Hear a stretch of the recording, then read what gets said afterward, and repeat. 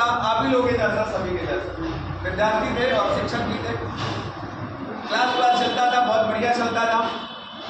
और वो क्लास चला और एग्जाम भी हुआ, और एग्जाम में वो एक बच्चा फेल कर गया। उसके गार्जियन उससे पूछे, कह रहे तुम पर डे स्कूल जाते थे, पर डे पढ़ने जाते थे, फिर भी तुम फेल हो गए। वो बोला कि सर जी पढ़ाते थे लेकिन पूछते आगे से थे और मैं पीछे बैठता था, और जब आगे से पूछते थे मेरा जब नंबर आता था तब तक घंटी लग जाती थी और सर जी छोड़ देते थे। इसके वजह से मैं पढ़ नहीं पाया, एग्जाम में फेल। तो उसके गार्जियन आया, शिक्षक से कंप्लेन किए, भाई ऐसा क्यों करते हैं, मेरे बच्चे को पीछे बैठाते हैं, इसको आगे बैठाइए। तो उसको आगे बैठा लिए और फिर से वही क्रिया चलती गई सालों साल। उसके बाद फिर से एग्जाम हुआ, फिर से रिजल्ट आया, फिर से वो बच्चा फेल कर गया।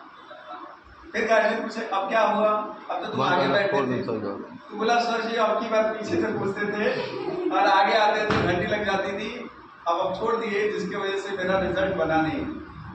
फिर गार्जियन कंप्लेन किए टीचर के पास, आप ऐसा कीजिए, आप आगे पीछे से पूछ रहे हैं, इसको बीच में बैठाइए।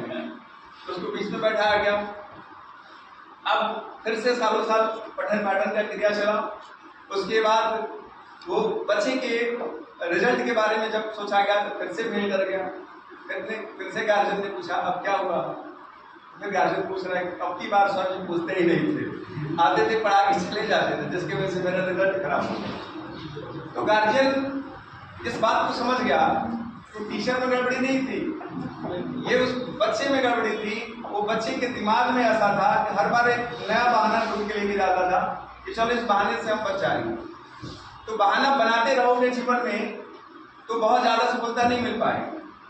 आपको ये देखना है कि हमने कहाँ कमी किया है और उस कमी को फिर से क्या करना है, सुधारने के लिए क्या करना है। तो आप कमी को ढूंढिए, दूसरे की कमियों को नहीं, खुद की कमियों को ढूंढिए, फिर से उस पर काम कीजिए और फिर से अपने जीवन में आगे की तरफ बढ़िए। देखिए आपको सफलता जरूर मिलेगी।